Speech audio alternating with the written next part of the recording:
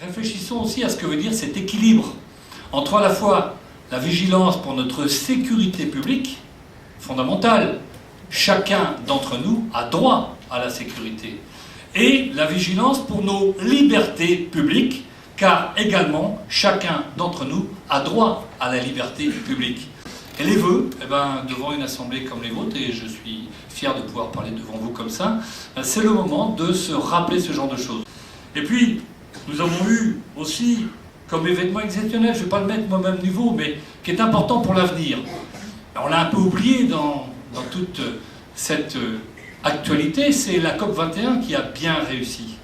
Alors on n'a pas vu les effets immédiatement de la COP21. Bien sûr, on n'a pas vu immédiatement ce que ça donnait. Mais on a vu que des pays, nombreux pays, se sont dit ça ne peut pas continuer comme ça. D'autres événements importants, 2 ou 3 pour les situer de manière à ramener ça sur notre contexte local, national. C'est en premier lieu la crise de l'agroalimentaire, de l'agriculture, notamment cette année. On sait quelle base ça représente pour nous et combien il ne faut pas lâcher la proie pour l'ombre, combien il faut se battre pour garder cette économie de production, combien il faut être présent à chaque fois qu'il est question de ces sujets-là. Et puis, un autre point aussi, la promulgation de la loi NOTRe. Nous avons travaillé entre 7 communautés de communes depuis 2 ans maintenant. Et depuis 2 ans, nous avons organisé les choses, nous avons préparé un terrain. La loi NOTRe ne nous a pas obligés à le faire.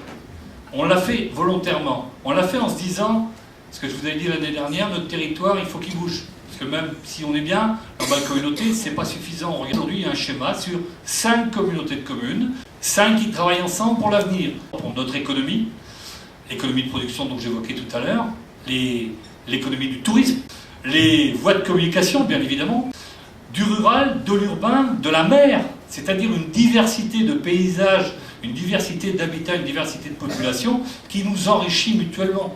Tout ça, ça veut dire que c'est pas une fois que ça sera fait qu'on ne va pas s'occuper des voisins. Nous serons avec nos voisins forcément en activité et en action pour faire que les Côtes d'Armor, la Bretagne Nord, se développent encore davantage. Car vous le savez, dans le monde qui vient, nous avons peut-être pas une obligation de moyens, mais nous avons une obligation de résultat.